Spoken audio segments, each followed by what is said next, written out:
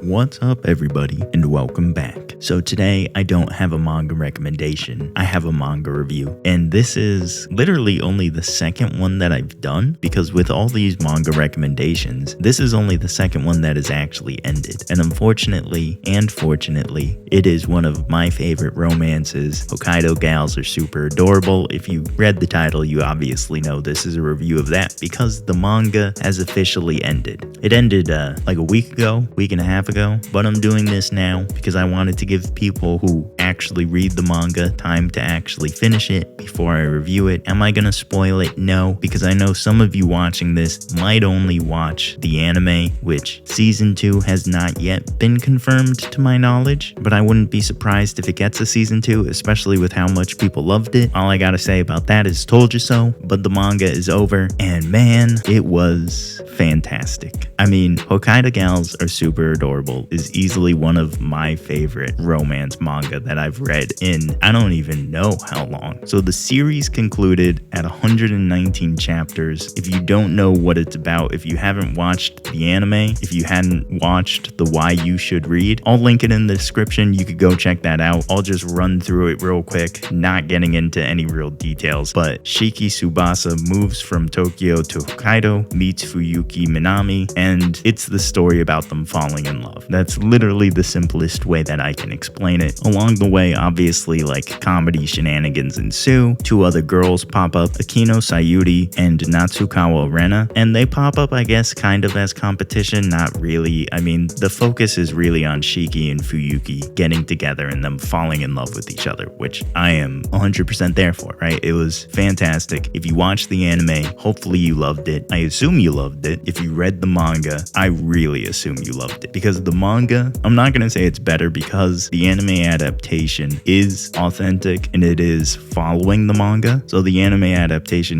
and the manga are the same, but for all of us manga readers, we obviously know the ending, which again, I'm not gonna go into spoilers about, but it was almost perfect. And I don't want to say almost perfect, like something about it was bad. There was 2 things that I wish they focused a little bit more on in the ending, but aside from that, which I don't even think it needed, the ending was basically perfect. The ending consisted of like the last 3 chapters building up to the ending. It gave you the exposition that you wanted, and on top of it, the final chapter, chapter 119, is completely in color. Obviously, again, I'm not showing it. I don't want to spoil it. Maybe you just want to watch the anime, which I assume it would probably be over in season 3, because again, it's only 119 chapters, which is perfect because it wasn't drawn out. It wasn't milked for more chapters, even though it really could have been. And I would have been, honestly, completely fine with it because I love the story. I love the relationship between Fuyuki and Tsubasa, and I would have been 100% down to continue reading that story. But it didn't need to be drawn out. It didn't need to be continued. It didn't need to keep showing you more and more about their relationship. You got the gist, and it was able just to, I don't want to say leap to the conclusion because it felt like a natural conclusion, but it didn't need to draw it out because of the naturality of it, because of the natural kind of flow of their relationship and of the story. The ending was fantastic. One of the things that I really love about this conclusion is how much growth you're able to see in the characters, because really this is what this story was about. It was about the growth of Fuyuki and the growth of Tsubasa, not just together as a couple, not just them falling in love, but the growth of their individual characters. Are they still the same? Are they still similar? Yeah, of course, just like every normal person is as they grow up, but there are clear character growth that happens not just throughout the story, but that happens in the conclusion as well. Not saying that any drama happens, but you get to see how their characters grow and yet how they're still the same. And it's beautiful because that's what you should want out of your life. You should want to grow, but still generally be the same, right? The things that make you you, just with growth. And that's what this ending really kind of focuses on. It focuses on how characters grow and how their growth then can affect liked others. And it's fantastic. Again, I don't want to get too much into it. I could go all day about this ending, but I'm not, because I don't want to spoil it, because it's just that good. It is a must-read conclusion. Even if you don't finish the thing,